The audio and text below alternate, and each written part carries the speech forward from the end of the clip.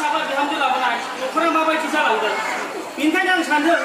गाबोननिफ्राय रायजोफ्रा हादान सिफायनो थांगोन ओंखायनो आं सानदों बे हादानाव जोंहानि न'खरनिफ्राय थाङोब्ला मोजां जागोन होननानै आं सानदों आं थाङाबाबो जागोन नामा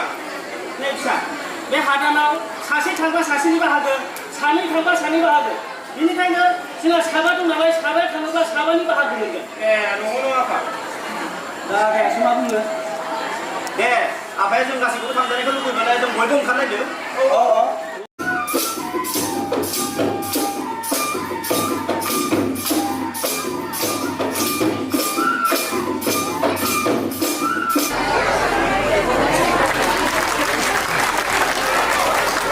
खुलुमबाय जों दा बेयाव टंला दापुन गामि र'डआव दंफैयो जोंहा मोनसे प्रग्राम जोबनानै थांबाय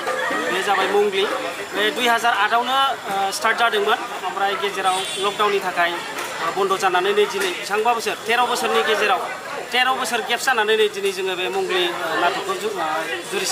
जुरिफिनबाय आरो बे नेशनेल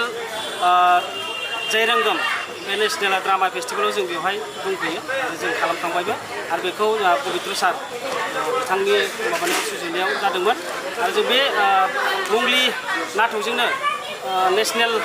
एरियायाव गोबां जायगायाव जों बेरायनो मोनबाय आरो प्रग्रामबो खालामबोनो मोनबाय जेरावबो जोङो रेसपन्सखौ मोनबोदों मोजां मोनजाबोदों बयजोंबो आरो जों बे मंगली नाटकआ बियो इन्टारनेशनेल स्टेजबो गानो मोनबाय ओंखायनो जों खोब गोजोननाय मोनदों दिनै बे मंगलीया गोबां जायगायाव गिदिंनानै दिनै लास्ट आरो नैबेवहाय बेसेबांबा बोसोरनि उनावहाय बेवहाय जायगा मोननायखौ जों खोब गोजोननाय मोनदों जायगाया उदालगुरि डिस्ट्रिक्टनि सिङावनो टंला बे दापुन गामि र'डनि सिङाव मा होनो जाला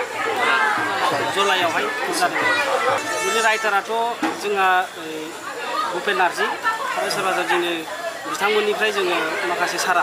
कालेक्सन खालामनाय बेखौ लानाय जादों आरो डाइरेक्सन जा पबित्र सार आफाया बिथाङानो सुजुदों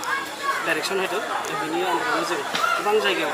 बेफोरनि खालामनो हादों बे जयरंगमा दिनैहाय 24 बे 24निफ्राय जाजेननानै फैगौ 30 तारिखसिम जागोन 6 दिन जागोन 6 दिनाव 6टा नाटक जागोन दिनै फार्स्ट जाबाय मंगली नाटकआ बेयो जाबाय जोंनि बे उदालगुरि जिल्लानिनो आरो गाबोन राजस्थाननि बिदिनो 7टा रायजोनिफ्राय फैगोन